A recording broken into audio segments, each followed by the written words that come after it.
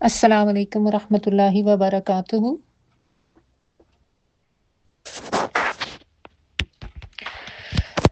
नहमदुहु व नसल्ली अला रसूलिहिल करीम अम्मा बाद फ़अऊज़ु बिल्लाहि मिनश शैतानिर रजीम बिस्मिल्लाहिर रहमानिर रहीम रब्बि इश्रह ली सदरी व यस्सिर ली अमरी वहलुल उक़दतम मिन लिसानी यफ़क़हू क़ौली।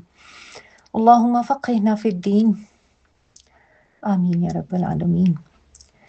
सूरह यूसुफ आयत नंबर 67 से ऑनवर्ड्स हमने आज स्टार्ट करना है। और कल जो हमने आयत की थी उसमें हमने ये देखा कि मिस्र और उसके इर्द गिर्द के इलाकों में अब कहत फैल चुका है। जो खुशहाली थी और जो अच्छे 7 साल थे उसमें हज़रत यूसुफ अलैहिस्सलाम ने अपनी स्ट्रेटजी पे अमल करते हुए काफ़ी सारा गल्ला मुल्क में स्टोर कर लिया। और उसके बाद अब जब कहत साली का दौर आया, अब जो हम पढ़ रहे हैं आयात, उसमें गालिबन मुफस्सिरीन का ये कहना है कि 8 9 10 साल तक का टाइम जो है वो गुजर चुका हुआ है, जिसमें इर्द गिर्द के इलाके भी कहत की लपेट में आ गए। और फ़िलिस्तीन जहाँ पे हज़रत याकूब अलैहिस्सलाम और उनकी फैमिली थी, तो वहाँ पे भी कहत का असर हुआ। और सबको ये पता चल गया था कि मिस्र का बादशाह जो है उसके पास वहाँ पे मिस्र में गल्ला है और वो लोगों को गल्ला दे भी रहा है, यानी अच्छा रहमदिल बादशाह है। तो फिर इस वजह से हज़रत याकूब अलैहिस्सलाम के जो बेटे हैं वो आते हैं मिस्र में गल्ला लेने के लिए। और हज़रत यूसुफ अलैहिस्सलाम तो उनको पहचान लेते हैं और उनको गल्ला भी दे देते हैं। लेकिन ये के साथ उनको ये कहते हैं कि नेक्स्ट टाइम जब तुम आओ तो जो तुम्हारा भाई है जिसको तुम छोड़ के आए, क्योंकि बिन्यामीन उनके साथ नहीं आते, तो वो कहते हैं कि उनको भी साथ लेकर आना। यानी प्रिटेंड तो वो यही करते हैं कि ताकि मुझे पता चले कि तुम सही अफराद की तादाद बता रहे हो अपनी फैमिली की और कुछ झूठ तुमने नहीं बोला। तो साथ में वो ये भी एक तदबीर करते हैं कि जो पूंजी वो लेकर आते हैं, जिसकी एवज़ वो गल्ला लेना चाह रहे थे, वो भी उनको वापस लौटा देते हैं। तो जब और साथ उनको ये भी थ्रेट करते हैं कि अगली दफ़ा अगर तुम भाई को नहीं लेकर आए तो फिर गल्ला नहीं मिलेगा। तो इस तरह की कुछ स्ट्रैटेजीज़ वो करते हैं, उनको थ्रेट भी करते हैं और उनको एक तरह से तरगीब भी देते हैं कि देखो तुम्हारी अच्छी मेहमान नवाज़ी भी मैंने की है और मैं पूरी तरह से पैमाना नाप-नाप के तुम लोगों को दे रहा हूँ, कोई कमी नहीं कर रहा। लेकिन अगर अगली दफ़ा भाई को नहीं लेकर आए तो फिर तुम मेरे करीब भी नहीं आ सकोगे। तो वो लोग जब वापस चले जाते हैं, वहाँ जाके वो बाप को बताते हैं हज़रत याकूब अलैहिस्सलाम को और कहते हैं कि नेक्स्ट टाइम आपको इसको हमारे साथ भेजना पड़ेगा। अब हज़रत याकूब अलैहिस्सलाम तो ज़ाहिर है उन पे ट्रस्ट नहीं करते थे, क्योंकि पहले हज़रत यूसुफ अलैहिस्सलाम के साथ एक इस तरह का मामला वो कर चुके थे। तो इसलिए वो उनको कहते हैं कि नहीं तुम मुझसे, मैं ऐसे कैसे तुम पे एतबार कर लूँ? वो तो ये कह रहे थे ना कि हम हिफ़ाज़त करेंगे। तो आगे से हज़रत याकूब अलैहिस्सलाम उनको एक तो ये तरबियत करते हैं कि हिफ़ाज़त करने वाली ज़ात अल्लाह की है, और दूसरा उनको ये कहते हैं कि जब तक तुम मुझसे पक्का वादा नहीं करोगे कि तुम इसको वापस लेके आओगे, तब तक मैं इसको साथ नहीं भेजूँगा। क्योंकि पहले भी तुमने मुझसे इसी तरह के वादा किया था यूसुफ के बारे में, यूसुफ अलैहिस्सलाम के बारे में, लेकिन तुमने वो वादा पूरा नहीं किया। तो ख़ैर अब वो भाई जो हैं वो जब देखते हैं कि उनकी पूंजी भी लौटा दी गई है, वापस सामान खोलते हैं, तो कहते हैं अब तो हम ज़रूर जाएँगे। और यही तरकीब थी हज़रत यूसुफ अलैहिस्सलाम की कि ये ज़रूर आएँ वापस, क्योंकि वो चाहते थे कि वो वापस आएँ और बिन्यामीन से मिले वो हज़रत यूसुफ अलैहिस्सलाम। तो बहरहाल उन्होंने कहा कि ठीक है हम वादा देते हैं। और जब उन्होंने वादा किया तो हज़रत यूसुफ अलैहिस्सलाम ने अल्लाह ताला को ज़ामिन ठहराया कि मैं अल्लाह को वकील बनाता हूँ कि ये बात तुम लोगों ने मेरे साथ की है। इस तरह ज़ामिन बना लेने का मकसद यही था कि जो भाई हैं वो एक तरह से वॉर्न हो जाएँ कि अब तो अल्लाह ताला की ज़ात देख रही है और अल्लाह को वकील बनाकर, ज़ामिन बनाकर एक वादा लिया है उन्होंने, तो उनको भी थोड़ा-सा इस वादे के पास करने का एहसास होगा, ठीक है? तो ये यहाँ तक हमने पढ़ा था आयत नंबर 66 से। आगे आयत नंबर 67 पढ़ी हूँ। वक़ाल या बनिया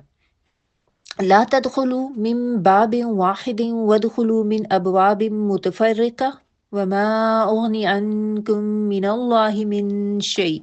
इन हुक्मु इल्ला लिल्लाह अलैहि तवक्कलतु व अलैहि फलयतवक्कलिल मुतवक्किलून। और कहा, ए मेरे बेटो, एक दरवाजे से शहर में दाखिल ना होना, बल्कि मुख्तलिफ दरवाज़ों से दाखिल होना, और मैं तुम्हें कुछ नहीं बचा सकता अल्लाह की हुक्म से, अल्लाह की अमर से। हुक्म तो सिर्फ अल्लाह ही के लिए है, मैंने उसी पर भरोसा किया है और भरोसा करने वालों को उसी पर भरोसा करना चाहिए। आज की आयत जो है ना बहुत इम्पोर्टेंट है। وقال، اور اس نے کہا، یعنی حضرت یعقوب علیہ السلام کی بات ہو رہی ہے کہ انہوں نے کیا کہا، یا بنی، یا با نون یا اس کا روٹ ورڈ ہے، یا حرف ندا ہے جو پکارنے کے لیے آتا ہے. اصل میں یہ بنین تھا، جو کہ ابن کی جمع، ابن بیٹے کو کہتے ہیں، اس کی جمع بنون بھی آتی ہے، بنین بھی. تو وہ اس طرح سے اس میں جو ہے نا وہ نون حذف ہو گیا. اے میرے بیٹو، اس میں ایک چھوٹی یہ جو ہے وہ میری کے لیے بھی آ رہی ہے، اور ایک روٹ ورڈ کی ہے با نون یا. لا نہیں، تدخلو تم داخل ہونا، تا آتین والا تم کے معنوں میں، دال خا اور لام داخل ہونا، نہ تم داخل ہونا، من باب واحد، باب دروازہ، یہ تو آپ سب کو پتہ ہی ہے، اور واحد ایک دروازے سے، ودخلو بلکہ تم داخل ہونا. یہاں پہ واؤ کا ترجمہ اگر آپ بلکہ کریں گے تو زیادہ بہتر ہوگا. من ابواب، باب کی جمع ابواب، دروازوں سے، متفرقہ، فارا قاف سے، متفرق تو ہم اردو میں بھی یوز کرتے ہیں نا مختلف کے لیے، یعنی مختلف دروازوں سے داخل ہونا. وما اور نہیں، اغنی میں بچا سکتا، یا میں بے پرواہ کر سکتا، عنکم تم کو، من اللہ اللہ سے، من شیئن کسی بھی چیز سے. ان الحکم، ان نہیں، یہاں پہ ان کا ترجمہ آپ نہیں کریں گے، کیونکہ آگے اللہ آ رہا ہے نا. ویسے تو ان کا ترجمہ اگر ہوتا ہے آپ نہیں کریں گے، نہیں الحکم فیصلہ یا امر یا حکم، اللہ مگر، للہ لیے اللہ کے، یعنی فیصلہ تو اللہ ہی کا ہوتا ہے. علیہ اسی پر، توکلتو توکل کیا میں نے، علیہ اللہ اور ہی سے مل کے بنا، اللہ اوپر اور ہی سے، ہی کی ضمیر اللہ تعالیٰ کی طرف ہے، اس اوپر اس کے، توکلتو توکل کیا میں نے، تاپش تو جو ہے وہ میں کے لیے آ رہی ہے، ٹھیک ہے، روٹ ورڈ باؤ کاف لام. وعلیہ اور اوپر اسی کے، فَلْيَتَوَكَّلِ بس چاہیے کہ وہ توکل کریں، فا پس یا تو کے معنوں میں، لام جو ہے وہ چاہیے کے معنوں میں، یا آتین والا وہ کے معنوں میں، توکل واو کاف لام اس کا روٹ ورڈ ہے. بس چاہیے کہ وہ توکل کریں. وہ کون ہے، یعنی کون توکل کرے، المتوکلون توکل کرنے والے، یعنی جو توکل کرنے والے ہیں ان کو چاہیے کہ وہ اللہ پر ہی توکل کریں. اوکے، یہاں پہ اب کیا ہے کہ ظاہر ہے حضرت یوسف علیہ السلام آلریڈی جو ہے وہ گم ہو چکے ہوئے ہیں. اب دوسرے بھائی کو لے جانے کی ضد وہ کر رہے ہیں، اور چونکہ ضد تو نہیں کر رہے، ظاہر ہے ایک کنڈیشن رکھ دی گئی تھی، اور چونکہ قحط کے حالات ہیں، ظاہر ہے غلہ ختم ہو گیا، اس نے ہمیشہ کا تو غلہ نہیں تھا، اور نہ ارد گرد اور کوئی خوراک کی چیزیں مل رہی تھیں، تو واپس جانا بھی ضروری تھا سروائیول کے لیے، ظاہر ہے، اور کھانا لانے کی ضرورت تھی، اور اس میں چونکہ شرط یہ رکھی گئی تھی تو پھر حضرت یعقوب علیہ السلام کو ماننا بھی پڑا. لیکن obviously اب بنیامین کو بھی بھیج رہے ہیں، باقی سارے بچے بھی جا رہے ہیں، تو obviously ان کے دل میں خدشات بھی تھے، بنیامین کے حوالے سے بھی اور باقی بچوں کے حوالے سے بھی، ٹھیک ہے نا. یہ ٹھیک ہے کہ وہ پیغمبر تھے، نبی تھے، لیکن پھر بھی انسان تو تھے نا. ہر انسان کے دل میں وسوسے تو آتے ہیں اپنی اولاد کے لحاظ سے، ٹھیک ہے نا، اور سارے کے سارے ہی اب جا رہے ہیں. اور پھر ان کو یہ بھی تھا کہ پتہ نہیں ان کی، مطلب بنیامین سے تو ان کو تھوڑا سا حسد ہے، تو باقی اس کے ساتھ کچھ اچھا سلوک کریں گے، یا کہیں اس کو بھی نہ کچھ گزن پہنچا دیں، نقصان پہنچا دیں. اور ساتھ ان کو یہ بھی تھا کہ اب پہلے ہو کر آئے ہیں، اب دوبارہ جا رہے ہیں یہ سارے 11 کے 11 بھائی، اور جو حالات ہیں وہاں پہ، یعنی اگر آپ اس کو ایک سیاسی پس منظر کے طور پہ دیکھیں کہ ہر طرف قحط کا عالم ہے، اور سچویشن جب اس طرح کی ہو تو اس میں جس طرح ہوتا نا کہ تھوڑا کوئی فساد، کوئی شر، کوئی لڑائی جھگڑا، کوئی اس قسم کے معاملات ہونے کے بھی زیادہ چانسز ہوتے ہیں. بالکل پیپل آر ڈیسپریٹ، لوگوں کو فرسٹریشن ہوتی ہے، ڈیسپریٹ ہوتے ہیں، کھانا نہیں مل رہا ہوتا. تو اب یہ چیز بھی ان کے ذہن میں تھی.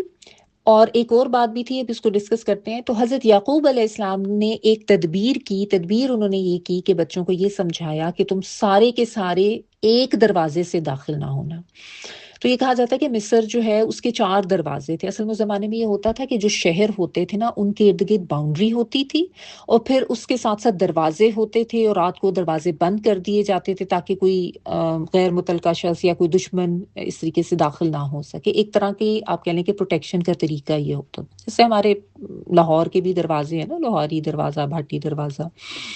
تو اس طرح یہ ایک ٹرینڈ ہوتا تھا، رواج ہوتا تھا. تو مصر میں بھی ایسے ہی تھا. اور ظاہر ہے بیک گراؤنڈ اگر آپ ذہن میں رکھیں جب پہلے آئے ہوں گے بیٹے تو انہوں نے ساری ڈیٹیلز بھی بتائی ہوگی کہ اس طرح ادھر دروازے ہیں، ہم اس طرح سے انٹر ہوئے، یہ ہوا وہ ہوا. پھر ساری باقی چیز بھی انہوں نے پتہ چلی کہ مطلب اس طریقے سے محل میں گئے اور بادشاہ نے یہ کہا. تو اب حضرت یعقوب علیہ السلام کو یہ بھی تھا کہ کوئی یہ نہ سمجھے کہ 10 کے 10 بلکہ 11 یہ بھائی جب اکٹھے جا رہے ہیں تو کوئی یہ نہ سمجھے کہ یہ تو ایک کوئی گروپ کی شکل میں آیا ہے، تو یہ کسی قسم کا کوئی غلط نیت سے، کوئی شر پسندی کی نیت سے نہ آیا ہو یہ گروپ، اور آ کے کوئی فساد نہ کرے، کوئی لڑائی جھگڑا نہ کرے،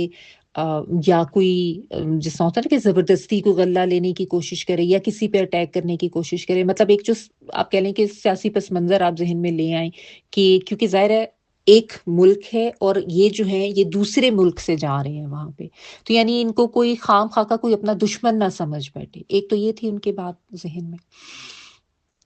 اس لیے انہوں نے یہ کہا کہ مختلف دروازوں سے جانا، کہ ایک دم ایک جگہ سے انٹر ہوگے تو لوگ خام خواہ میں روب میں آ جائیں گے یا لوگ خام خواہ تم لوگ کو غلط سمجھ لیں گے. یہ نہ ہوگے کوئی مخبری کر دے، کوئی پکڑ کے یا بادشاہ کو بتا دے یا تم لوگ پکڑے جاؤ. اس طرح کی جو بھی چیزیں، جو خدشات ان کے ذہن میں تھے.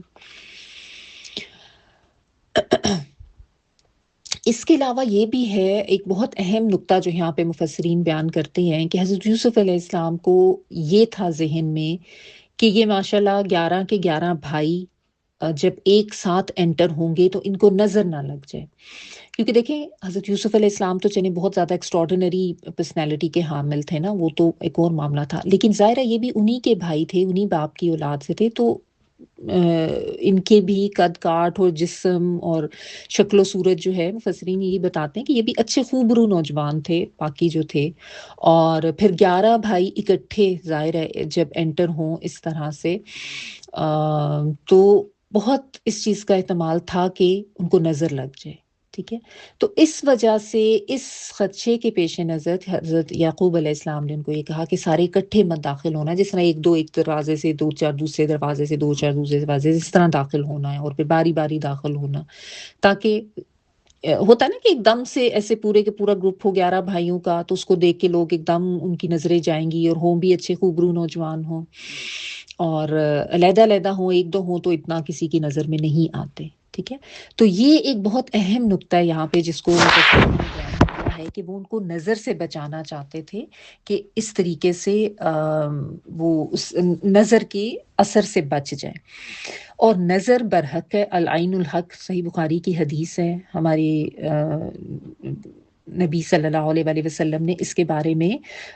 بہت زیادہ محتاط ہونے اور اس سے بچنے کے لیے بہت سی چیزیں بتائی ہیں اور اس کے بارے میں تلقین کی ہے. تو العین الحق کہ نظر تو برحق ہے، نظر کا لگ جانا برحق ہے. ٹھیک ہے،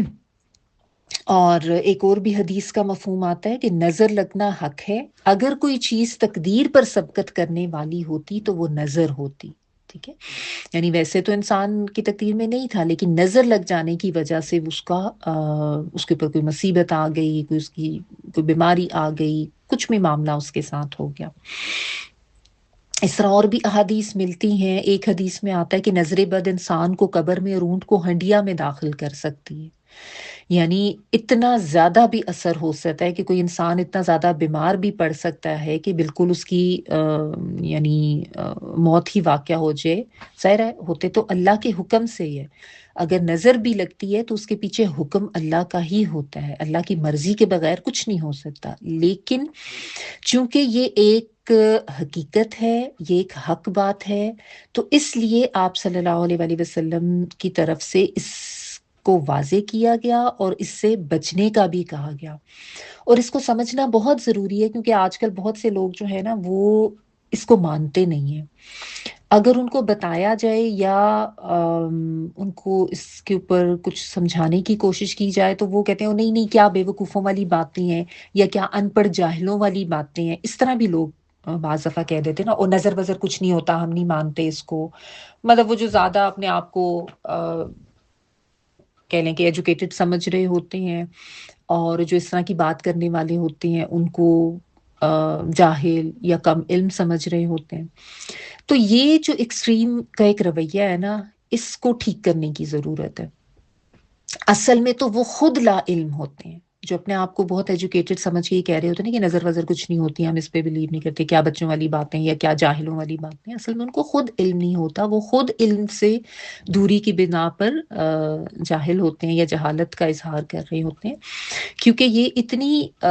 سچ بات ہے جس کے بارے میں ایک دو نہیں بہت سی احادیث ہمیں ملتی ہیں. ایک اور بھی حضرت عائشہ رضی اللہ تعالیٰ عنہ نے کہا کہ آپ صلی اللہ علیہ وآلہ وسلم نے ہمیں آپ صلی اللہ علیہ وسلم ہمیں حکم دیتے تھے کہ اپنے آپ کو اللہ کی پناہ میں دیا کرو نظر بد سے بچنے کے لیے، یعنی اہتمام کرنے کا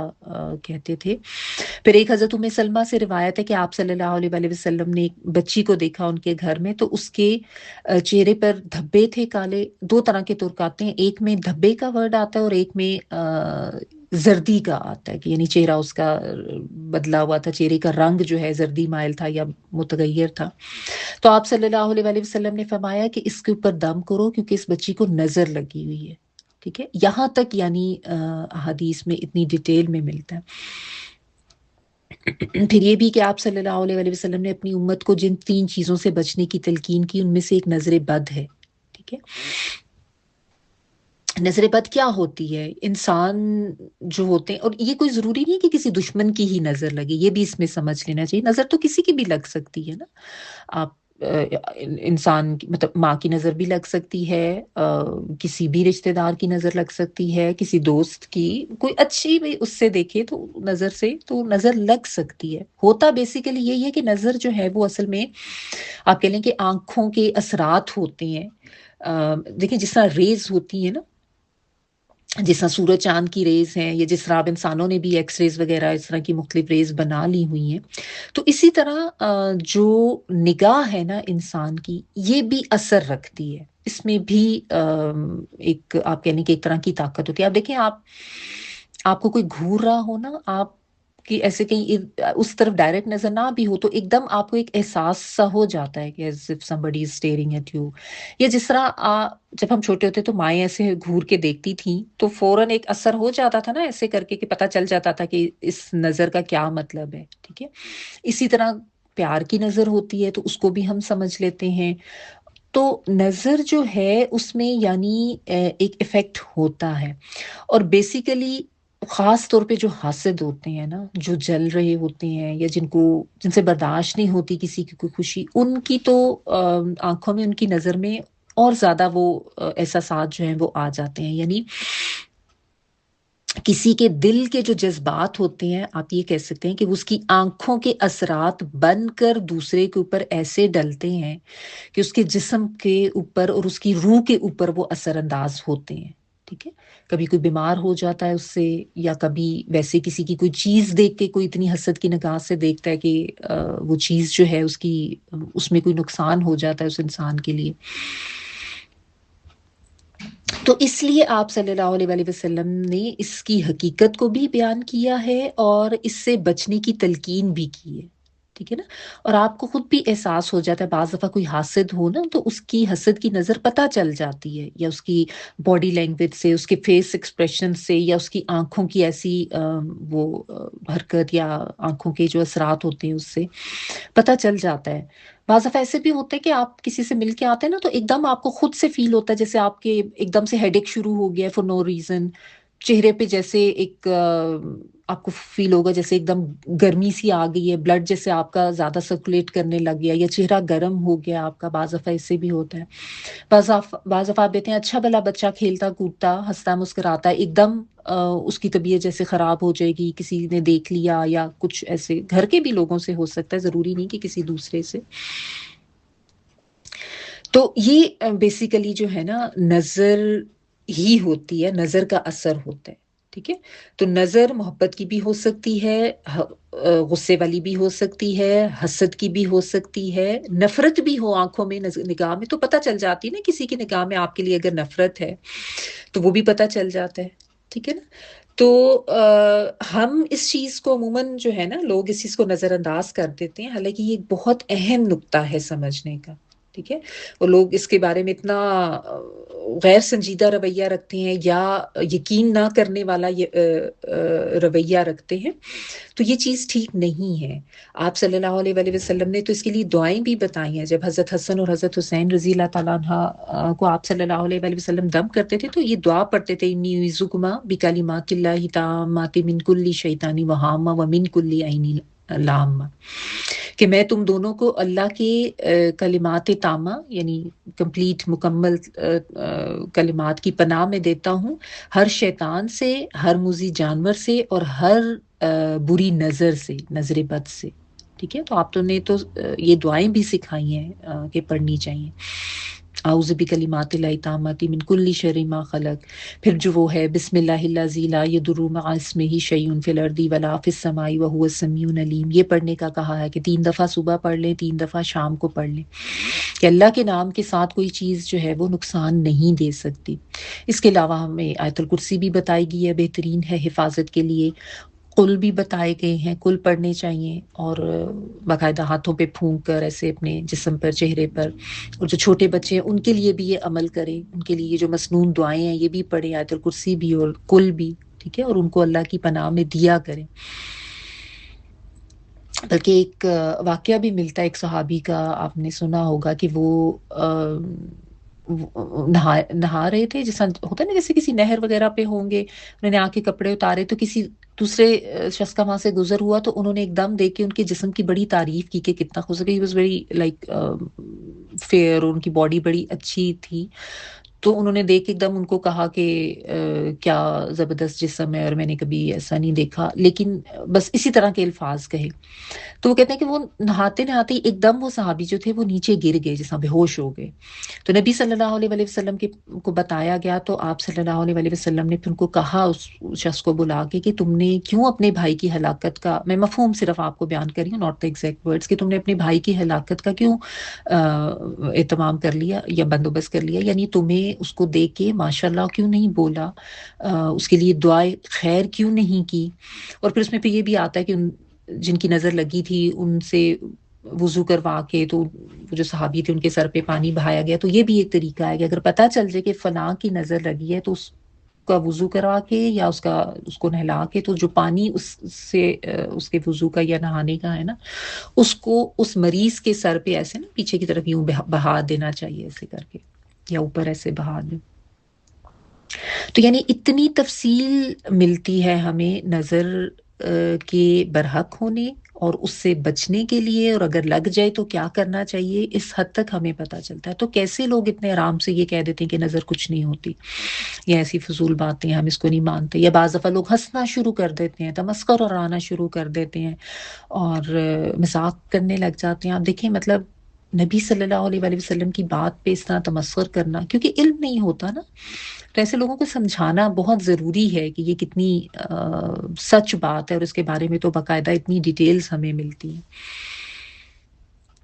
تو نظر برحق ہے،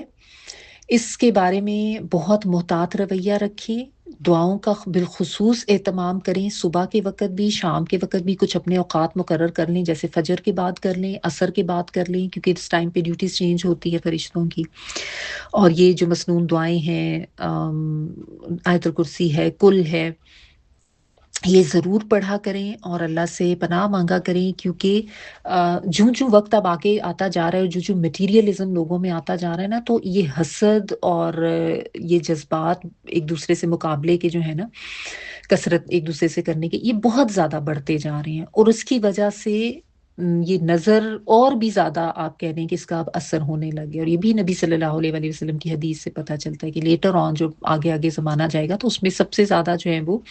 اسی سے لوگ جو ہیں وہ ہلاک ہوں گے.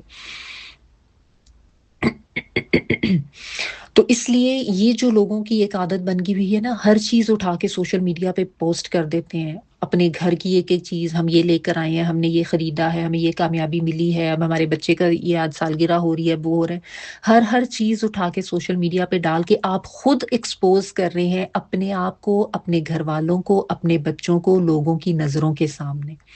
اور پیچھے وہی ہوتا ہے وہ نہیں نہیں کچھ نہیں ہوتا، اور نہیں نہیں کچھ نہیں ہوتا، اور دوسری چیز یہ ہوتی ہے کہ ہمیں بس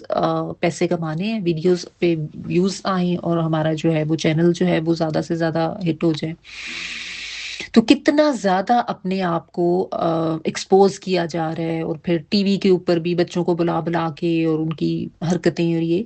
تو اس چیز کو بہت زیادہ سنجیدگی سے سمجھنے کی ضرورت ہے۔ بلکہ آپ کو یاد ہوگا جب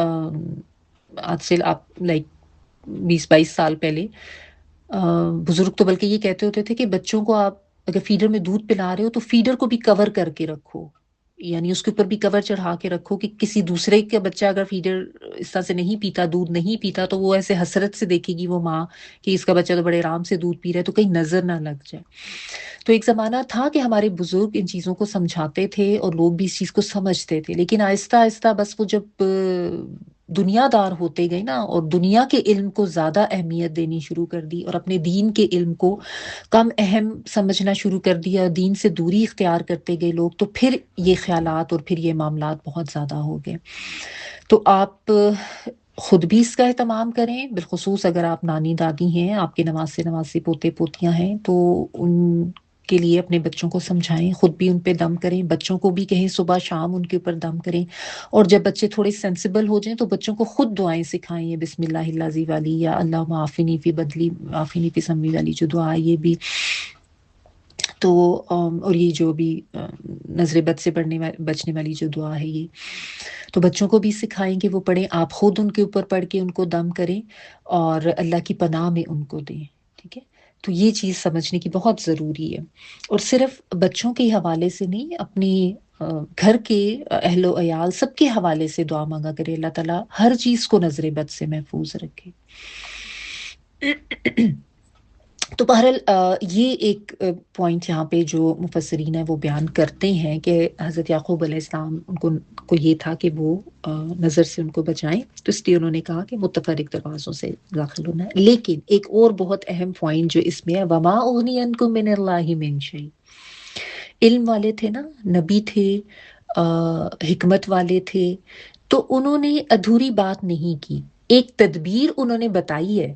تدبیر انسان نے کرنی ہے،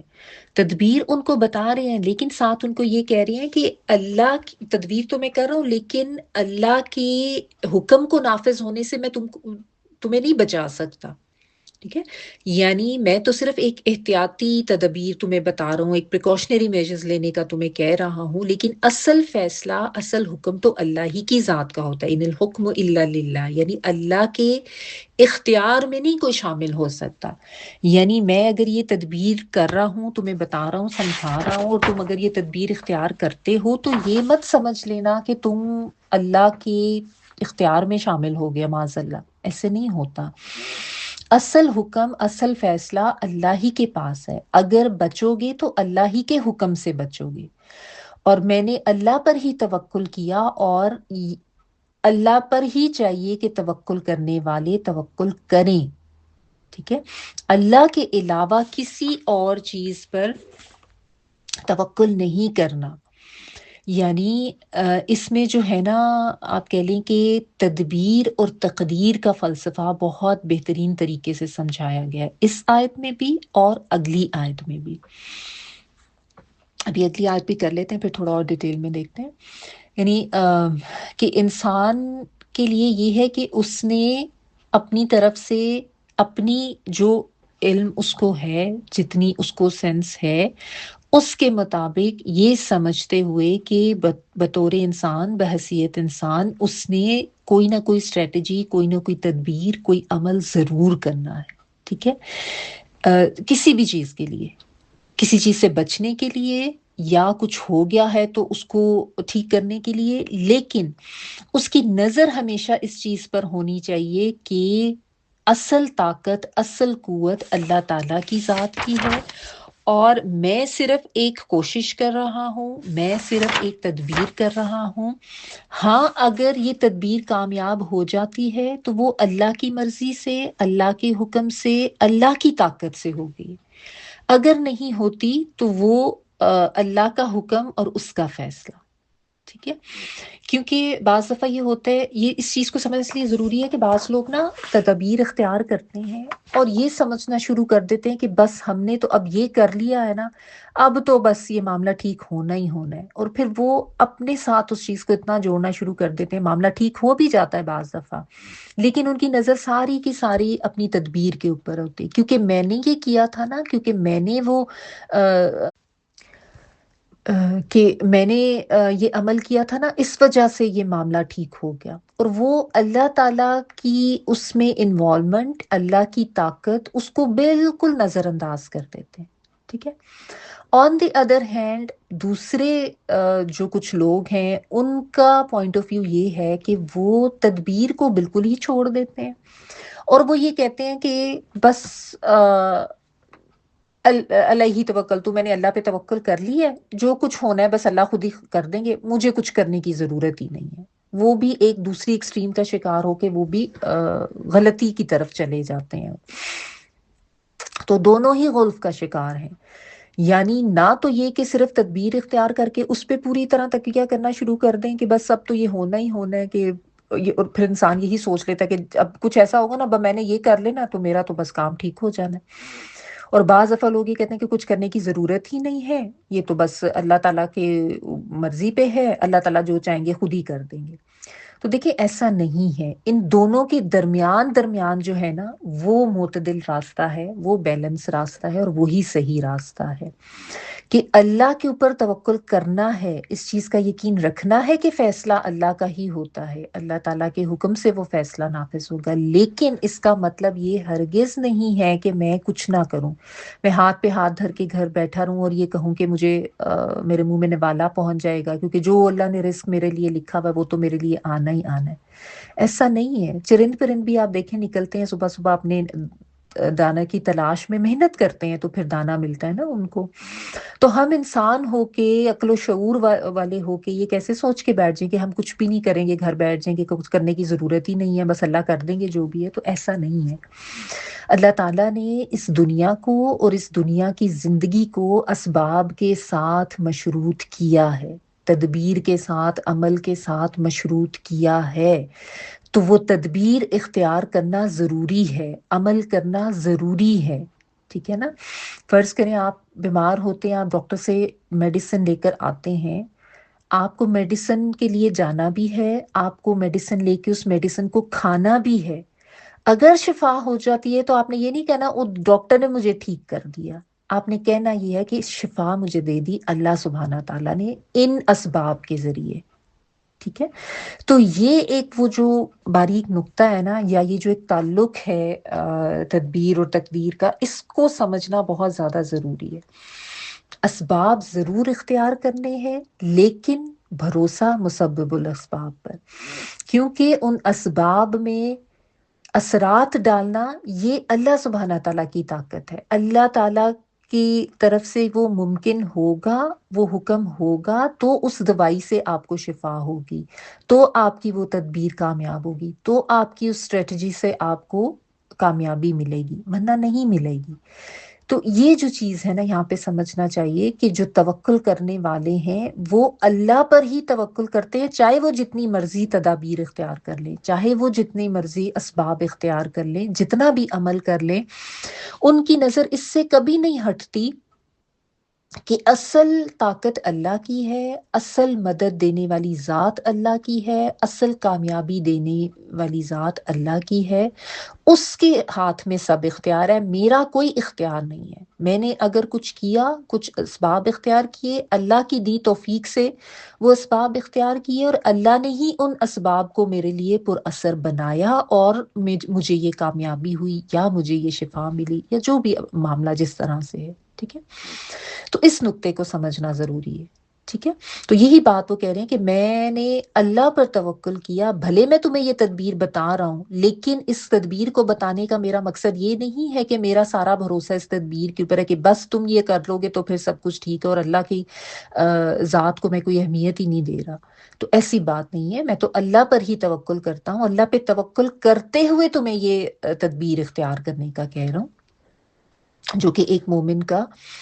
نظریہ ہونا چاہیے کہ بے شک تدابیر کریں، بھروسہ اللہ پر. ٹھیک ہے، اگلی آیت بھی کر لیتے ہیں، اس میں بھی کافی امپورٹنٹ چیزیں. وَلَمَّا دَخَلُوا مِنْ حَيْثُ أَمَرَهُمْ أَبُوهُمْ مَا كَانَ يُغْنِي عَنْهُمْ مِنَ اللَّهِ مِنْ شَيْءٍ إِلَّا حَاجَةً فِي نَفْسِ يَعْقُوبَ قَضَاهَا وَإِنَّهُ لَذُو عِلْمٍ لِمَا عَلَّمْنَاهُ وَلَكِنَّ أَكْثَرَ النَّاسِ لَا يَعْلَمُونَ. اور جب وہ داخل ہوئے، یعنی مصر میں اب وہ چلے گئے ہیں، جب وہ داخل ہوئے جس طرح کہ ان کے باپ نے انہیں حکم دیا تھا، وہ انہیں اللہ سے کچھ نہیں بچا سکتا تھا مگر یہ یعقوب علیہ السلام کے دل کی ایک خواہش تھی جسے اس نے پورا کیا. اور اور تمہیں کیا خبر، یعقوب علیہ السلام صاحب علم تھے اس وجہ سے کہ ہم نے انہیں علم سے نوازا تھا، مگر اکثر لوگ ان حقیقتوں کو نہیں جانتے. اچھا، لفظی ترجمہ دیکھ لیں. وَلَمَّا، اور جب، دخلوا، وہ داخل ہوئے، من حیثو، جہاں سے، امرہم، حکم دیا تھا ان کو، کس نے؟ ابوہم، ان کے باپ نے. امر حکم، ہم ان کو، ماں کانا، نہ تھا کہ، یہاں پہ ماں جو ہے وہ نہ کے معنوں میں ہوگا، نہ وہ تھا، یغنی، وہ کام آتا. یہ ورڈ ویسے تو غنی ہے، غین نون اور یا، جو کہ مالدار یا دولت مند یا بے پرواہ ہونے کے لیے آتا ہے، اور یہ اس طرح سے بھی اس کا ترجمہ بنتا ہے کہ وہ ان کو کچھ کام نہ آیا یا ان کو بے پرواہ نہ کر سکا، ان کے لیے کچھ ہیلپ فل نہ ہو سکا، اس معنوں میں بھی یہ آتا ہے نا. ما اغنی عنہ مالہ وما کسب، جو ہم پڑھتے ہیں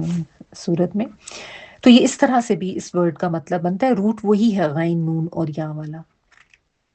عنہم، ان کو، من اللہ، اللہ سے، من شیئن، کچھ بھی، یعنی اللہ کے حکم سے بچانے میں وہ ان کو کچھ مانے نہ ہوا، کچھ کام نہ آیا. الا، ما سوائے، حاجتن، ایک حاجت تھی، ہا واو جیم، فی نفسی یعقوب، حضرت یعقوب علیہ السلام کے اندر، ان کے نفس میں ایک حاجت تھی. قداہا، قاف داد یا، اس نے پورا کیا اس کو. قضا جو ہے وہ پورا کرنے کے معنوں میں، جس طرح کوئی فیصلہ کرنا، جیسا قاضی جو ہے وہ معاملے کو پورا کر دیتے ہیں، حکم دے دیتے ہیں، فیصلہ جاری کر دیتے ہیں، تو قضا جو ہے وہ پورا کرنے کے معنوں میں بھی آتا ہے کہ اس نے پورا کیا اس کو. وَإِنَّهُ، اور بے شک وہ، لَذُو عِلْمٍ، البتہ علم والا تھا. البتہ، زو زوی زی، یہ والا والے اس طرح سے آتا ہے، اور علم کے لیے ہے کہ البتہ علم والا تھا. لما، واسطے اس کے، جو علمناہ، علمہ سکھایا تھا، نہ ہم نے، ہو اس کو. علمہ جو ہوتا ہے نا کسی دوسرے کو سکھانے کے لیے آتا ہے، تعلمہ خود سیکھنے کے لیے آتا ہے، جیسے تعلیم حاصل کرنا. اور نون الف نا ہم کے لیے آ رہا ہے، ہو اس کو سکھایا تھا ہم نے اس کو، یعنی اللہ سبحانہ تعالیٰ اپنی طرف نسبت کر کے کہہ رہے ہیں کہ جو علم ہم نے اس کو سکھایا تھا، اس کی بنا پر اس کو اللہ تعالیٰ، اس نے یہ کیا تھا اور وہ علم والا تھا. ولیکن، لیکن، اکثر الناسی، اکثر لوگ، لا، نہیں، یعلمون، وہ علم رکھتے. یا تعین والا وہ کے معنوں میں، عین لام میم علم، واو نون پلورل کا، یعنی اکثر لوگ جو ہیں وہ علم نہیں رکھتے. اچھا، اب پچھلی جو آیت تھی وہ کنعان کے علاقے کے اندر جو کچھ ہوا وہاں تک تھی، جبکہ حضرت یعقوب علیہ السلام ان کے جانے سے پہلے ان کو نصیحت کر رہے ہیں اور تدبیر اختیار کرنے کا کہہ رہے ہیں، لیکن تدبیر کے ساتھ ساتھ جو اصل حقیقت ہے اس کو بھی سمجھا رہے ہیں کہ یہ نہ ہو کہ بچے جو ہیں وہ یہ سمجھنا شروع کر دیں کہ بس جی ہم نے تدبیر کر لی ہے تو اب تو ہم نے سارا کچھ جو ہے وہ اپنے ہاتھ میں لے لیا. تو اس سے یہ بھی نقطہ پتہ چلتا ہے کہ والدین کو نا بچوں کی تربیت اس نہج پر کرنی چاہیے کہ آپ ان کو اسٹریٹجیز اپنانا ضرور سکھائیں، احتیاطی تدابیر اپنانا بھی ضرور سکھائیں، لیکن ان کو ساتھ یہ بتائیں کہ اصل توکل اللہ پہ ہے، کیونکہ اصل کرنے والی ذات اللہ کی ہے، اصل طاقت اللہ کے ہاتھ میں ہے۔ کبھی کچھ کامیابی حاصل کر لینے پہ یا کبھی تمہارے کسی تدبیر کے مؤثر ہو جانے پہ یہ مت سمجھ لینا کہ یہ تم نے کیا۔ تو یہ تربیت بہت ضروری ہے، ٹھیک ہے۔ اب جو ہم نے آیت پڑھی ہے، یہ آیت نمبر 68، اس میں معاملہ وہ بتایا گیا ہے کہ جب اب وہ 11 بھائی جو ہیں وہ مصر میں داخل ہو گئے ہیں اور انہوں نے وہ اسٹریٹجی اپنائی ہے، ایک دروازے سے داخل نہیں ہوئے، متفرق دروازوں سے ہی وہ داخل ہوئے ہیں۔ تو ہوا یہ کہ جب وہ مختلف دروازوں سے داخل تو ہو گئے، لیکن یہاں پہ اللہ سبحانہ تعالیٰ نے ایک حقیقت بیان کی ہے کہ اللہ کے حکم سے تو ان کو کوئی چیز بچا نہیں سکتی تھی، جو اللہ تعالیٰ کا فیصلہ تھا وہ نافذ ہونا تھا۔ ہاں، حضرت یعقوب علیہ السلام کے دل میں بطور باپ، بطور انسان جو ان کے جذبات تھے، ایک خدشہ تھا، ایک ان کو اس چیز کی حاجت محسوس ہوئی تھی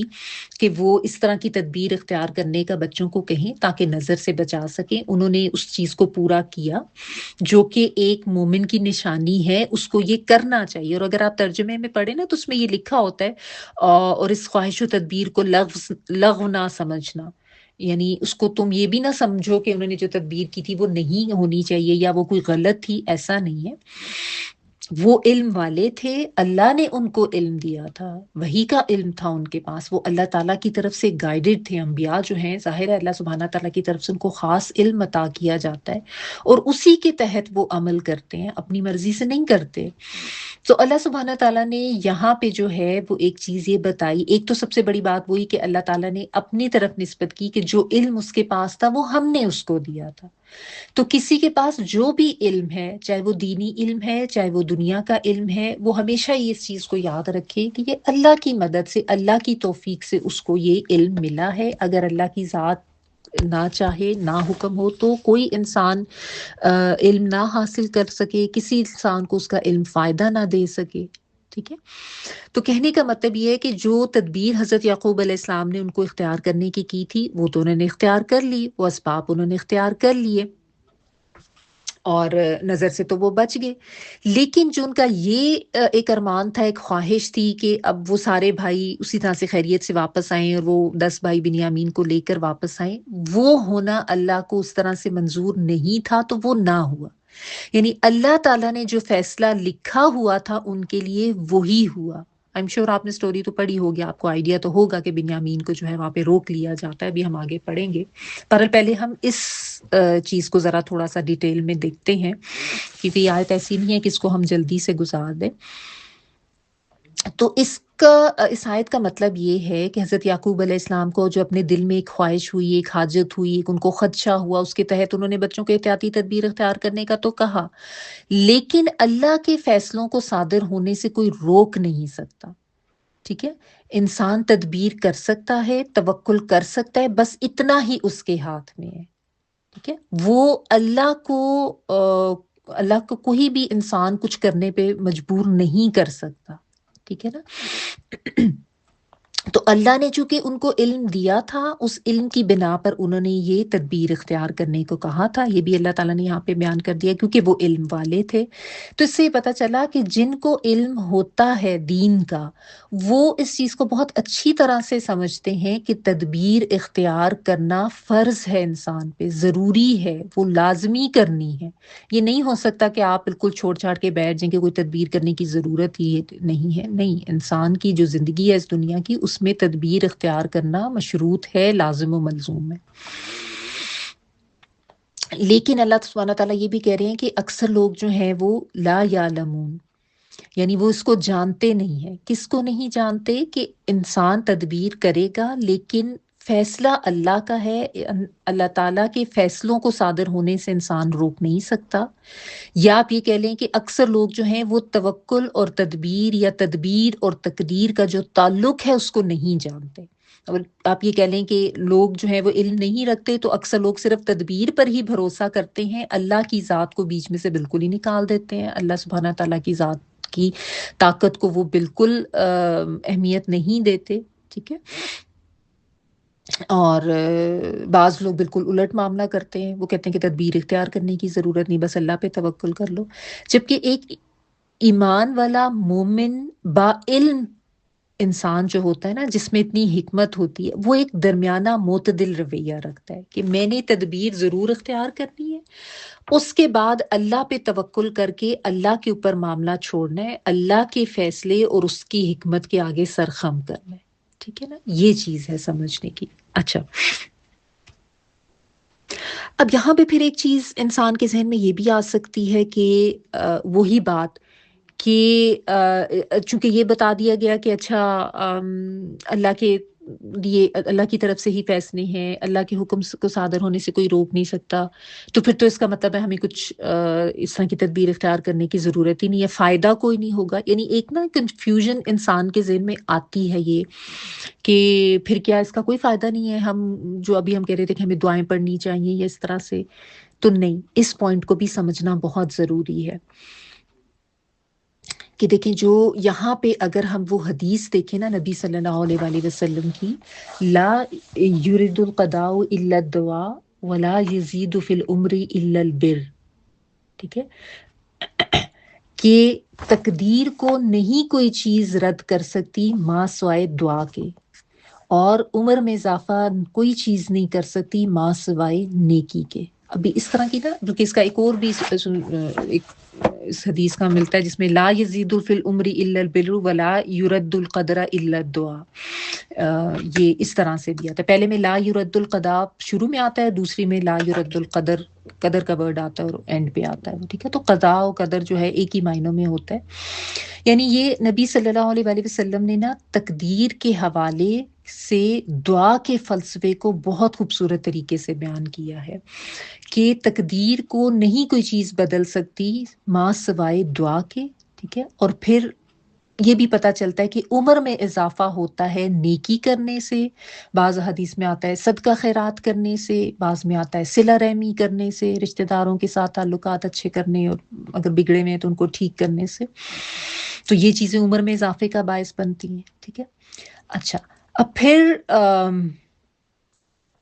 یہ انسان کنفیوز ہوتا ہے کہ کیا تقدیر بدل سکتی ہے یا کیا تقدیر نہیں بدل سکتی. تو یہ کیا پھر بات ہوئی، کیونکہ ہمیں یہ بھی پتا ہے کہ اللہ تعالیٰ کی طرف سے جو تقدیر لکھ دی گئی ہے، جو فیصلہ لکھ دیا گیا ہے، وہ اٹل ہے، اس میں کوئی تبدیلی نہیں ہے. کیونکہ یہ تو ہمیں پتا ہے کہ اس کائنات کو بنانے سے بھی 50,000 سال پہلے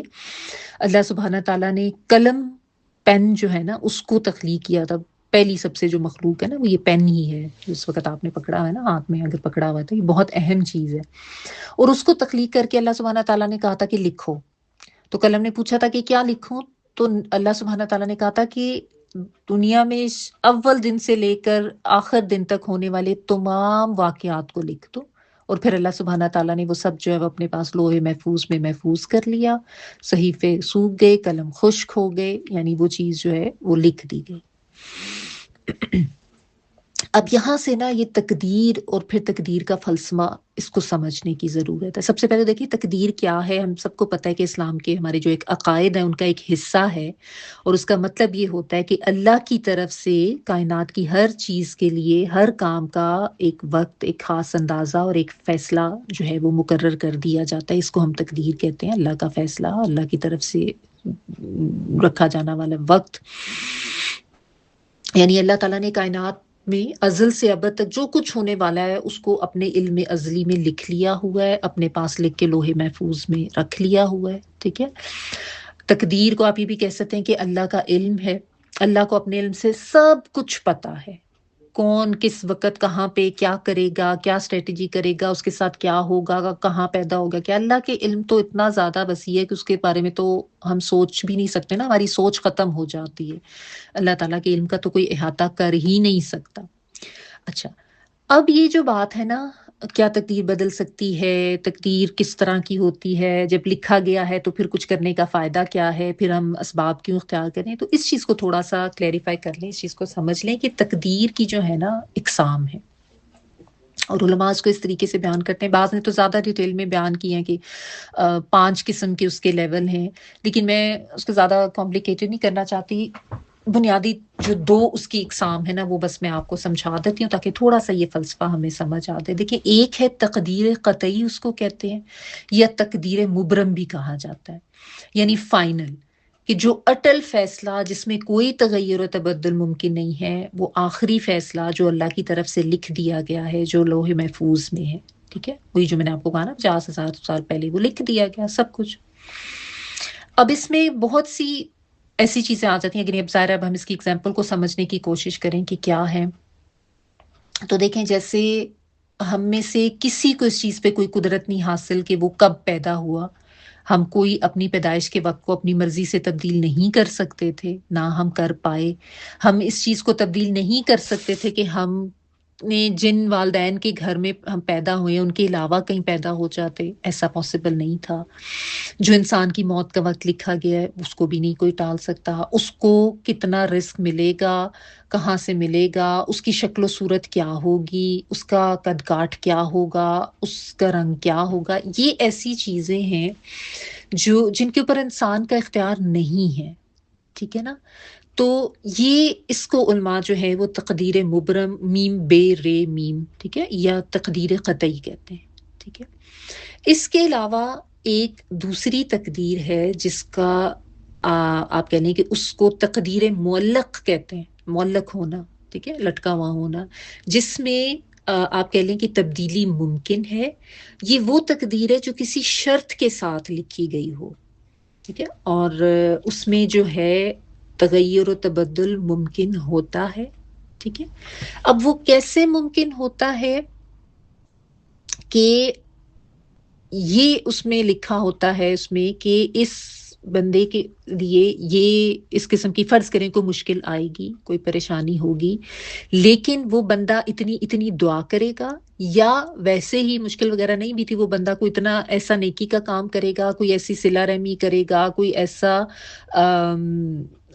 نیکی کا کام، کوئی اس طرح کا صدقہ خیرات کرے گا کہ اس کے اوپر سے وہ مصیبت ٹل جائے گی، ٹھیک ہے، اور اس کی زندگی میں عافیت ہو جائے گی۔ فرض کریں اس کی زندگی لکھی ہوئی تھی کہ وہ اتنے سال تھی، اور لیکن اس بندے نے صلہ رحمی کی، اس نے جو بھی نیکی کی، جو بھی ہمیں احادیث سے ڈیٹیلز پتہ چلتی ہیں، تو اس کی وجہ سے اب اس کی عمر جو ہے وہ بڑھا کے اتنی کر دی گئی، ٹھیک ہے۔ لیکن ان دونوں کو جو ہے وہ اللہ کے علم سے آپ جوڑیں گے کہ پہلے سے ہی اللہ کے علم میں یہ سب کچھ تھا، ٹھیک ہے، وہ قطعی بات بھی اور وہ چینج ہونے والی بات تھی۔ تو وہ جو ام الکتاب میں جو قطعی بات لکھی گئی تھی نا، اس میں ساتھ یہ لکھا گیا تھا کہ یہ لکھا جا رہا ہے اس کی تقدیر میں، لیکن اس کی جو تبدیلی ہوگی تقدیر میں وہ اس کے فلاں فلاں عمل کی وجہ سے ہوگی۔ اور یہاں پہ پھر یہ بات آتی ہے کہ دعا تقدیر کو بدل سکتی ہے، یہ بھی ایک حدیث کا مفہوم ہے نا، کہ دعا جو ہے وہ تقدیر کو بدل سکتی ہے۔ یہ جو میں نے ابھی آپ کو بتایا، لا یرد القدر الا الدعاء یا لا یرد القضاء الا الدعاء، ٹھیک ہے۔ تو اس میں یہ ہوتا ہے، اور یہاں سے پھر دعا کی اہمیت بے تحاشا پتہ چلتی ہے کہ دعا جو ہے وہ کتنی بے مثال طاقت ہے، اور دعا کتنی اہم چیز ہے۔ ایک حدیث کا مفہوم تو یہ بھی آتا ہے کہ دعا ان مصائب کے لیے بھی نفع مند ہے جو نازل ہو چکی، اور ان کے لیے بھی فائدہ مند ہے جو ابھی نازل نہیں ہوئی۔ تو اے اللہ کے بندو دعائیں کیا کرو، یہ باقاعدہ جو حدیث ہے نا اس کے پورے الفاظ اس طرح سے آتے ہیں۔ ان الدعاء ينفع مما نزل ومما لم ينزل فعلیکم عباد اللہ بالدعاء، جو نازل ہو چکی ان کے لیے بھی نفع مند، جو ہونے والی ہے اس کے لیے بھی فائدہ مند ہے دعا۔ تو اے اللہ کے بندو دعا کیا کرو، یعنی اس میں اتنا زیادہ انسان کو سمجھایا گیا ہے کہ اس کے لیے دعا کرنا کتنا ضروری ہے۔ کہ دیکھیں کوئی ایسی چیز جو کلیمٹی جو آپ کے اوپر آ گئی، مطلب وہ تو لکھا تھا نا کہ وہ آنی ہی آنی تھی، ٹھیک ہے، اب آ گئی ہے تو اس میں بھی انسان یہ نہ کرے کہ ہے اب تو کچھ نہیں ہو سکتا، اب تو میں بیٹھ جاؤں بس، ایسے نہیں۔ اس میں دعا کریں، بہت زیادہ دعا کریں، بہت زیادہ اللہ تعالیٰ سے مانگیں، کیونکہ دعا میں بہت طاقت ہے۔ اور ہو سکتا ہے آپ کی تقدیر میں یہ لکھا ہو کہ یہ بندہ دعا کرے گا تو اس کے اوپر سے مصیبت اس طریقے سے ہٹ جائے گی کہ اس مصیبت میں بھی اس کو عافیت مل جائے گی۔ تو اس لیے عافیت میں بھی دعا مانگے اور مصیبت آنے پر بھی دعا مانگے۔ بلکہ نبی صلی اللہ علیہ وسلم کی حدیث کا ایک مفہوم یہ بھی ہے، ترمذی میں آتی ہے کہ اللہ سے مانگی جانے والی چیزوں میں سے جسے وہ دے، اس سے زیادہ کوئی چیز اس کی پسندیدہ نہیں کہ اس سے عافیت مانگی جائے۔ تو عافیت کی دعا جو ہے نا وہ بہترین دعا آپ صلی اللہ علیہ وآلہ وسلم نے بتائی ہے کہ پسندیدہ دعا ہے کہ عافیت مانگا کرو اپنے لیے. تو جو اس طرح کی دعائیں ہیں اللہم انی اسألک العفو والعافیۃ فی الدنیا والآخرہ، پھر اس میں بھی آگے بھی آتا ہے اللہم انی اسألک العفو والعافیۃ فی دینی و دنیای و اہلی و مالی اللہم استر عوراتی وامن روعتی، لمبی دعا ہے یہ. تو اس طرح کی دعائیں اپنے اوپر لازم کریں. جیسا میں نے آپ کو کہا نا فجر کے بعد عصر کے بعد یہ 2 اوقات اپنے لیے مقرر کر رہے ہیں کہ اس میں ہم نے بیٹھ کے باقاعدہ یہ دعائیں ضرور مانگنی ہے. ٹھیک ہے، یہ ذہن میں ضرور رکھیں کہ ٹھیک ہے اللہ تعالیٰ کا فیصلہ ہوتا ہے، لیکن ہمیں ساتھ یہ پتہ ہے کہ اگر کچھ نازل ہو گیا اس میں بھی آپ کو عافیت ملے گی. فرض کریں کوئی بیماری آ گئی، فرض کریں کوئی نقصان ہو گیا، کوئی مشکل ہو گیا، تو اگر آپ دعائیں مانگتے رہتے تھے نا، دیکھیں یہ کسی کو گارنٹی نہیں دی گئی کہ آپ دعائیں مانگیں گے تو آپ جو ہیں بالکل کبھی کسی بیماری کا شکار نہیں ہوں گے، آپ کبھی کسی نقصان کا شکار نہیں ہوں گے. ہاں اگر آپ دعائیں مانگتے رہے ہیں عافیت کی، حفاظت کی، بچنے کی، اگر کوئی فیصلہ اللہ کی طرف سے ہو بھی گیا ہے تو آپ دعائیں پہلے بھی مانگتے تھے، آپ اس مصیبت کے دوران بھی مانگتے رہے، آپ توکل کرتے رہے اللہ پہ، آپ یقین سے مانگتے رہے، تو آپ کو اس مصیبت میں بھی اللہ تعالیٰ عافیت دے کے اس سے نکال لیں گے. ٹھیک ہے نا. یہاں پہ بھی جو ہے نا یہی فلسفہ جو ہے وہ بیان کیا گیا ہے کہ وہ متفرق دروازوں سے داخل ہو گئے، جیسے کہ باپ نے سمجھایا تھا، تدبیر تو انہوں نے اختیار کر لی، لیکن اللہ کے فیصلے کو صادر ہونے سے تو وہ نہیں روک سکے. اور اس میں اللہ کا فیصلہ یہ تھا کہ ابھی بنیامین جو ہیں ان کو وہاں پہ روک لیا جائے گا مصر میں، اور جو بھی ہم آگے ڈیٹیلز پڑھیں گے، اور ویسا ہی ہوا. لیکن اس میں بھی آپ یہ دیکھیں کہ وہ فیصلہ ہو بھی گیا اللہ تعالیٰ کی طرف سے. یعنی حضرت یعقوب تو یہ چاہ رہے تھے کہ سیدھے سیدھے جائیں بچے اور سیدھے سیدھے خیر و عافیت سے سارے کے سارے 11 کے 11 واپس بھی آ جائیں، ایسا نہیں ہوا. لیکن ظاہر ہے دیکھیں انسان تھے نا، باپ تھے، اگر ان کے دل میں خدشات تھے تو وہ دعائیں بھی یقیناً کرتے رہے ہوں گے، بلکہ پہلے بھی ظاہر حضرت یوسف علیہ السلام کے لیے بھی وہ دعا کرتے رہتے تھے، کیونکہ ان کو تو اللہ کی طرف سے علم سے یہ تھا پتہ، وہ خواب بھی ان کو بیٹے نے بتایا تھا، تو اس کے لیے بھی ان کے لیے بھی دعا کرتے ہوں گے، اس بیٹے کے لیے بھی. اور ظاہر ہے ان سب کو بھی جب بھیجا ہوگا تو دعا تو کرتے رہے ہوں گے نا. اب بظاہر تو اللہ تعالیٰ کی طرف سے جو فیصلہ ہونا تھا وہ اس طرح سے ہوا جو ان کی اس خواہش کے خلاف تھا. وہ تو یہ چاہتے تھے کہ سب اکٹھے جائیں، اکٹھے واپس آ جائیں، ویسا نہیں ہوا. لیکن پھر لیٹر آن اس کا جو ایفیکٹ ہوا وہ کتنا زیادہ عافیت والا اور کتنا زیادہ فائدہ مند ہوا تھا کہ پھر یہ یعنی جو یہ چاہ رہے تھے کہ کہیں میرا یہ بیٹا بھی نہ چلا جائے یا سارے بیٹوں کو نقصان نہ ہو جائے، اس کے لیے انہوں نے تدبیر اختیار کی. بظاہر اللہ کا فیصلہ ان کی تدبیر اور ان کی خواہش کے خلاف ہوا، لیکن اس کا فائدہ کیا ہوا کہ وہ جو کھویا ہوا بیٹا تھا وہ بھی واپس مل گیا، الٹا یہاں سے اٹھ کے ان کو وہاں پہ ٹھکانہ بھی مل جاتا ہے، مصر میں چلے جاتے ہیں. تو یہ ہے دعا کی اہمیت، اور یہ ہے تقدیر اور تدبیر کا فلسفہ جس کو اکثر لوگ نہیں سمجھتے ہیں، جس کے بارے میں اللہ سبحانہ تعالیٰ نے کہا نا کہ وَلَٰكِنَّ أَكْثَرَ النَّاسِ لَا يَعْلَمُونَ. تو کبھی یہ سوچ کے مت بیٹھ جائیں کہ ہونا تو وہی ہے نا جو اللہ نے کرنا ہے، اب تو کچھ نہیں ہو سکتا، مجھے دعا کرنے کی کیا ضرورت ہے، مجھے تدبیر اختیار کرنے کی کیا ضرورت ہے. نہیں، میں نے اسی لیے یہ جو تقدیر کی جو بنیادی اقسام ہے نا وہ آپ کو سمجھا دی. اور اس میں پھر جیسا میں نے آپ کو بتایا نا کہ وہ مزید ڈیٹیلز میں جب اگر آپ دیکھیں کچھ علماء سمجھاتے ہیں اس کے 5 لیولز بتاتے ہیں. ایک تو وہی تقدیر قطعی، اور اس کے بعد وہ یہ بھی بتاتے ہیں کہ انسان جب ماں کی وomb میں ہوتا ہے تو وہاں پہ اس کے لیے وہ لکھ دیا جاتا ہے اس کی تقدیر عمری، کہ اس کی کتنی عمر ہوگی، کیا رزق ہوگا، یہ ساری چیزیں وہاں پہ لکھ دی جاتی ہیں، کب پیدا ہوگا، کیا شکل ہوگی، یہ ساری چیزیں. پھر اس کے علاوہ ایک وہ یہ بھی کہتے ہیں کہ یہ جو سال کے سال کی جو تقدیر ہوتی ہے نا، جو کہ ہم یہ جس کو لیلۃ القدر کے حوالے سے دیکھتے ہیں کہ وہ سال کے سال کا پورا جو فیصلہ ہے وہ فرشتوں کو بتا دیا جاتا ہے، ان کو دے دیا جاتا ہے. اس کے علاوہ پھر ایک اور وہ لیول اس کا یہ بتاتے ہیں یومیہ، تقدیر یومیہ، یعنی ایک ایک دن کے لحاظ سے، جس کی وجہ سے ہم یہ جو ہمیں دعاؤں کا کہا گیا نا کہ صبح شام دعائیں کرنی چاہیے، رات کو بھی سونے سے پہلے دعائیں بتائیں گی. ہمارے تو دین میں قدم قدم پہ ہر عمل سے پہلے دعا بیان کی گئی کہ کوئی ایسی مصیبت اس پہ آنے والی تھی جو اس کی روزانہ کی دعاؤں سے ٹل گئی، یہ اس میں لکھا ہوتا ہے. اور اگر یہ بھی اس کو اس طریقے سے بھی ایکسپلین کرتے ہیں کہ جس طرح کوئی فیصلہ اس کے لیے لکھ دیا گیا تھا لیلۃ القدر میں، لیکن ساتھ اس میں یہ بھی تھا کہ وہ اتنی اس نے دعا کی یا اتنا اس نے کوئی خیر کا کام کیا، اس طرح کی کوئی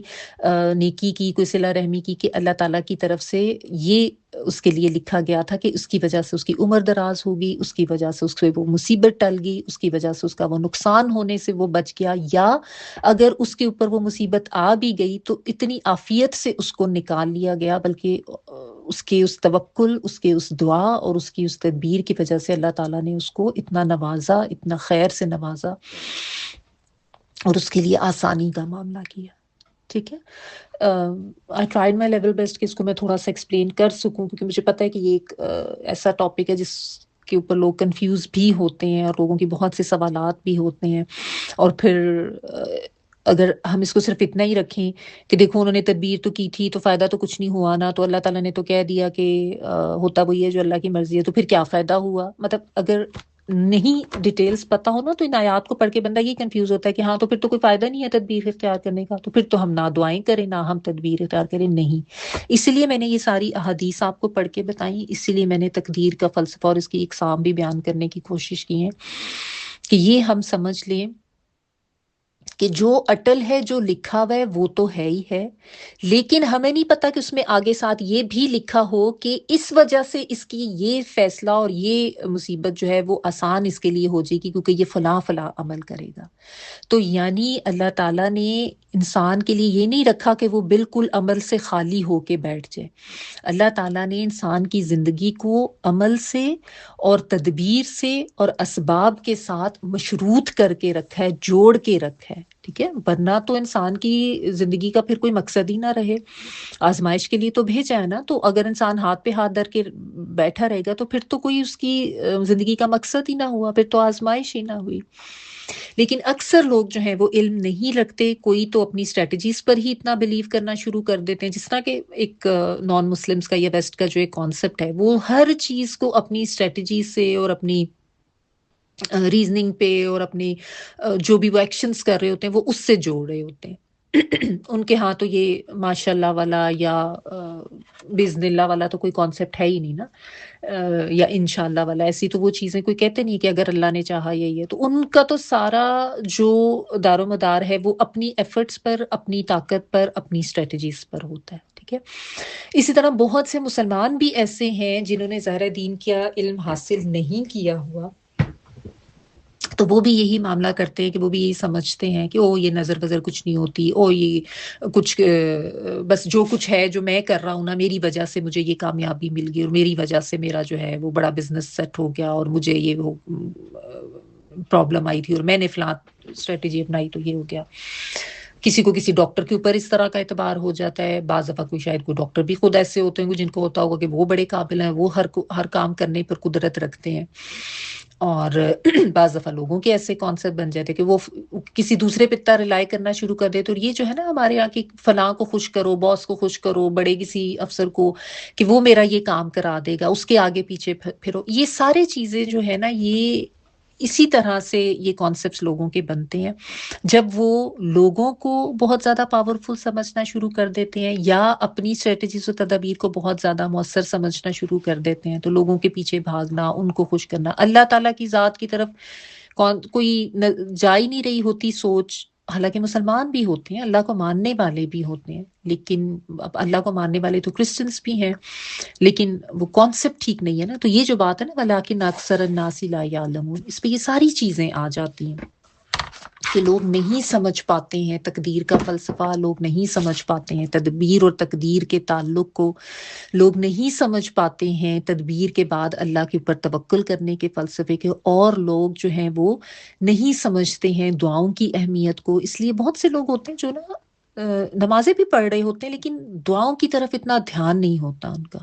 اور دعا کے لیے یہ ضرور یاد رکھیں کہ دعا جو ہے نا وہ غفلت سے نہیں مانگنی، کیونکہ یہ بھی حدیث کا مفہوم ہے کہ اللہ غافل دل کی دعا نہیں سنتا. یعنی آپ کو نہ تو مفہوم پتہ ہے، نہ آپ کی کوئی توجہ ہے دعا مانگتے ہوئے، اور بس ایویں ایک وہ ایک روٹ میموری کے طور پہ جسے کہتے ہیں رٹو طوطا بن کے بس وہ دعا پڑھ دی. بعض دفعہ یہ بھی ہو جاتا ہے کہ آپ اتنے ہیبچول ہوتے ہیں دعائیں مانگنے کے صبح اور شام کی، لیکن وہ بس یہی ہوتا ہے کہ اچھا یہ ٹائم آ گیا تو جلدی جلدی یہ پڑھ لو، جلدی جلدی وہ پڑھ لے. اس میں آپ کی نہ تو وہ توجہ مرکوز ہوتی ہے، نہ دل میں وہ احساس اور جذبہ ہوتا ہے، اور نہ وہ اس طرح سے تڑپ سے انسان مانگ رہا ہوتا ہے. تو بعض دفعہ اس لیے بھی ایسا ہو جاتا ہے کہ کوئی ایسی کوئی چیز کوئی تکلیف آتی ہے اللہ کی طرف سے کہ اللہ تعالیٰ آپ کو تھوڑا سا شیک کرتے ہیں، تھوڑا سا ہلاتے ہیں. پھر انسان تکلیف میں جس طرح اللہ سے مانگتا ہے جڑ کے اور جتنے تڑپ سے اور جذبے سے، وہ عام حالات میں نہیں مانگتا. تو اس لیے یہ یاد رکھیں کہ غفلت سے دعائیں نہیں مانگنی، جذبے کے ساتھ، سوچ کے ساتھ اور پورے شوق کے ساتھ اور اللہ پہ یقین رکھتے ہوئے دعائیں مانگیں. ٹھیک ہے، یعنی آپ کی دعا جو ہے وہ ایک بالکل ایسے کوئی بے جان سی چیز نہیں ہونی چاہیے. دعا کا جو ایسنس ہے دعا مانگنے کا، اس کو ضرور ذہن میں رکھیں، اس کو سمجھ کے دعا کو مانگے کہ میں نے بس ایک خانہ پوری نہیں کرنی ہے. ایک تو یہ کہ آپ نے صرف دعائیں یاد نہیں کرنی، دعاؤں کا ترجمہ بھی آپ کو آنا چاہیے نا، کہ آپ یہ لمبی لمبی دعائیں یاد کر لیں، آپ کو پتہ ہی نہ ہو میں کیا مانگ رہا ہوں. اللہم انی اسألک خیر ھذا اليوم وخیر ما فیہ وخیر ما فیہا، یا اللہم انی اسألک العفو والعافیہ. آپ پڑھ رہے ہیں، یاد آپ نے کر لی ہیں، بعض دفعہ بچپن سے یاد کی ہوتی ہیں، پتہ ہی نہیں ہوتا. بالکل ایسی جس طرح اکثر لوگوں کو نماز کا ترجمہ نہیں آتا، ان کو نہیں پتا کہ وہ نماز میں کیا پڑھ رہے ہیں. تو یہ بھی غافل ہونے والی بات ہے نا. تو اس غفلت سے نکل کے بہت زیادہ جذبے کے ساتھ اور فہم کے ساتھ دعا مانگے، تڑپ کے ساتھ دعا مانگے. ٹھیک ہے، اور کوئی مشکل آ گئی ہے، مصیبت آ گئی ہے، تو اس میں بھی اللہ پہ توکل نہ چھوڑیں، اللہ کا دامن نہ چھوڑیں، اللہ سے جڑ کے رہیں، اللہ تعالیٰ پہ یقین رکھیں کہ اللہ تعالیٰ جو ہے وہ آپ کو ضرور اس سے نکالیں گے. اور اسی لیے ضروری ہے کہ آپ عافیت میں بھی اللہ کو نہ بھولیں. یعنی خیر اللہ تعالیٰ کی ذات تو اتنی رحمان و رحیم ہے، جو بھی اس کو جس وقت بھی یاد کرے، جو بھی اس سے استغفار کرے، جو بھی اس سے مدد مانگے، اللہ تعالیٰ تو ضرور سنتے ہیں. اللہ تعالیٰ نے تو خود کہا ہے نا، اللہ تعالیٰ کے تو اتنے وعدے ہیں، فَاذْكُرُونِي أَذْكُرْكُمْ، اجیبوا دعوت الداعی اذا دعان. یہ بھی اللہ سبحانہ تعالیٰ نے بتایا ہے، ادعونی استجب لکم، کہ مجھ سے مانگو میں تمہاری دعا قبول کروں گا، میں ہر پکارنے والی کی پکار سنتا ہوں. استغفار کے حوالے سے بھی اللہ تعالیٰ نے اتنے وعدے انسانوں سے کیے ہیں کہ کسی نے اپنی جانوں پر اسراف بھی کیا ہو تو وہ میرے سے مایوس نہ ہو. اللہ تعالیٰ تو سب گناہ بخش دیتے ہیں، اور مصائب میں استغفار بھی ضرور کرنا چاہیے. تو یہ سارے اللہ سبحانہ تعالیٰ کے وعدے ہیں، ان پر یقین رکھتے ہوئے، اللہ پہ توکل رکھتے ہوئے، اللہ کے فیصلوں پر یقین رکھتے ہوئے اللہ سے دعا مانگنی ہے. اور دعا بھی جو ہے نا، یہ بھی تدبیر میں آتی ہے، یہ بھی تدبیر کا ہی ایک حصہ ہے. اور اس کے علاوہ دوا بھی جو ہے، یعنی جو آپ میڈیسن لے رہے ہیں وہ بھی ضرور کرنی. یہ بھی نہ آپ کریں کہ صرف دعا کر لوں گی تو ٹھیک ہو جائے. کسی کا سر پھٹ گیا، آپ اس پہ بیٹھ کے دعائیں کرنے لگ جائیں اور کوئی اس کو ٹریٹمنٹ نہ دیں تو کیا ہوگا؟ ظاہر ہے اس کا نقصان ہی ہوگا نا. آپ نے اس کو بینڈیج بھی کرنی ہے، خون روکنے کی کوشش بھی کرنی ہے، دوائی بھی دینی ہے، اور ساتھ دعا کرنی ہے کہ اللہ تعالیٰ اس کو شفا دے. تو اس چیز کو یاد رکھیں کہ اللہ تعالیٰ نے اسباب کے ساتھ مشروط کیا ہے ہماری اس زندگی کو. ہم اسباب و تدبیر کو چھوڑ کے بیٹھ کے زندگی نہیں گزار سکتے. نہ تو محض دعائیں اور نہ محض توکل کافی ہے، اور نہ محض دعاؤں اور توکل کو چھوڑ کے صرف تدبیر اختیار کر کے ان پہ رلائی کر لینا کافی ہے. دونوں ضروری ہیں، اور جو علم والے ہوتے ہیں وہ اس تعلق کو سمجھتے ہیں، اور ان کا رویہ وہی معتدل اور ان کے درمیان رہنے والا ہوتا ہے. یہ اصل فلسفہ سمجھنے کی ضرورت ہے تدبیر اور تقدیر کا. ٹھیک ہے، اچھا، نظر کے حوالے سے جو بات تھی نا، اس میں ایک چیز بیچ میں رہ گئی تھی، وہ پوائنٹ بھی نوٹ کر لیں کہ جب بھی کسی کی کوئی اچھی چیز دیکھیں تو اس کے لیے دعا ضرور کریں. جو ہے نا بارک اللہ فیک، کہ اللہ تمہیں اس میں برکت دے، یہ ضرور بول دیا کرے. اللہم بارک بول دیا کرے. یہ جس طرح سورۃ القاف میں ہمیں بتایا گیا نا کہ ماشاء اللہ لا قوت الا باللہ، یہ پورا پڑھ دیا کرے نا. ولولا اذ دخلت جنتک قلت ماشاء اللہ لا قوت الا باللہ، کہ اس نے یہ کیوں نہ کہا جب وہ اپنے باغ میں داخل ہوا. تو آپ اپنے گھر میں داخل ہوتے ہوئے بھی پڑھیں، آپ اپنی چیزوں کو دیکھ کے خود پڑھیں، اپنے بچوں کو دیکھ کے، جو بھی اللہ کی نعمتیں، اور دوسرے کی نعمت دیکھ کر اس کے لیے برکت کی دعا کرنا بہت ضروری ہے. ورنہ وہی بات ہے کہ آپ کو دیکھ کے اگر ایک دم ہائے اس کو یہ کیسے مل گیا، اف اس کو پاس یہ چیز آ گئی، اور پھر وہ اندر ایک بے چینی اور وہ یہ سب شیطانی سوچیں، فوراً سمجھ جائے گا۔ سب سے پہلے تو تعوذ پڑھ لیا کرے اگر کسی کی کوئی چیز دیکھ کے تکلیف ہو، پریشانی ہو، یا کسی کے لیے کوئی خیر کا معاملہ سن کے، کسی کے لیے کوئی اچھی خوشخبری اس کو مل رہی ہے اس کا معاملہ سن کے اگر آپ کے اندر کوئی بے چینی اور پریشانی ہو رہی ہے کہ اس کو یہ کیوں مل گیا، مجھے کیوں نہیں ملا، تو فوراً سمجھ جائیں کہ آپ کے اندر شیطان جو ہے نا وہ حسد کی آگ جلا رہا ہے۔ اور اس میں اگر آپ نے اپنے آپ کو کنٹرول نہیں کیا تو بہت نقصان کر لیں گے، آپ اپنا بھی نقصان کریں گے اور اس بندے کا بھی نقصان کریں گے، اس کو ہلاکت میں ڈالیں گے، اس کو نظر لگائیں گے۔ تو فوراً کسی کے لیے کسی خوشخبری کو سن کے اس کے لیے دعا کریں، اور اس کی کوئی چیز دیکھ کے اس کے لیے دعا کریں۔ اپنی چیزوں کے اوپر بھی اللہ کا ہمیشہ شکر ادا کرتے رہیں، ماشاءاللہ بولتے رہیں، اور دعائیں اپنی جو ہے حفاظت کی وہ پڑھتے رہا کریں، ٹھیک ہے؟ تو یہ چیز ضرور یاد رکھیں۔ چلیں اس کو بھی یہیں تک رکھ لیتے ہیں، انشاءاللہ تعالی آگے کیا ہوا یہ سارا ہم نیکسٹ ویک دیکھیں گے۔ وآخر دعوانا الحمدللہ رب العالمین۔ جی پلیز تلاوت پلے کر۔ وقال يا بني لا تدخلوا من باب واحد وادخلوا من أبواب